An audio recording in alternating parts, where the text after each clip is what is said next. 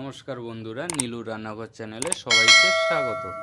অনেক দিন পরে আবার একটা নতুন রেসিপি নিয়ে ফিরে আসলাম। রেসিপির নাম হচ্ছে চিংড়ি মাছ ভর্তা। তার জন্য আমি 250 গ্রাম চিংড়ি মাছ পরিষ্কার করে ছাল ছাড়িয়ে ধুয়ে নিয়েছি। এটাকে মিক্সচারে আমি পেস্ট করে নিচ্ছি। দেখো মিক্সচার পেস্ট হয়ে গেছে। এবার আমি কড়াইতে তেল গরম করে নেব। ওর মধ্যে আমি পরিমাণ মতো পেঁয়াজ আর রসুন আর শুকনো লঙ্কা দিয়ে ফ্রাই করে নেব লাল লাল। দেখো আমি লঙ্কা দিয়ে দিলাম, লঙ্কাটা হয়ে গেলে এবার আমি রসুন দিয়ে দিলাম পরিমাণ মতো, পেঁয়াজও পরিমাণ মতো দিয়ে দিলাম। এটাকে আমি হালকা লাল লাল ফ্রাই করে নেব। দেখো আমার এটা প্রায় হয়ে এসছে। এবার আমি এটাকে আবার মিক্সারে পেস্ট করে নেব ভালো করে। আমি পেস্ট করে নিচ্ছি। এরপরে আমি আবার কড়াইতে সর্ষের তেল দিয়ে দেবো।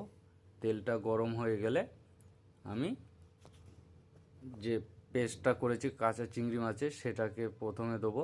তারপরে আমি এই মশলাটা দিয়ে দেবো, দিয়ে ভালো করে মিক্সড করে নেবো দুটোকে একসাথে। নেওয়ার পরে আমি যে মিক্সচার করেছিলাম ওর মধ্যে আমি লবণটাকে ভালো করে গুলে নিলাম। নিয়ে এবার আমি এর মধ্যে এবার ওই লবণ হালকা জল দিয়ে লবণটাকে দিয়ে দিলাম।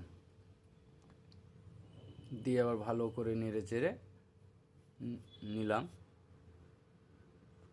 আমার রেসিপি আজকে সম্পূর্ণ হলো। রেসিপিটা খেতে খুবই সুস্বাদু। তোমরাও একবার বাড়িতে ট্রাই করে দেখতে পারো, গরম ভাতের সাথে খুবই ভালো লাগে।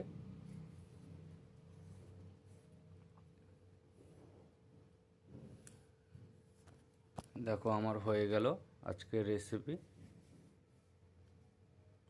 পারলে তোমরাও একবার ট্রাই করে দেখো, খুবই ভালো লাগে খেতে গরম ভাতের সাথে। ভিডিওটি দেখার জন্য সবাইকে ধন্যবাদ।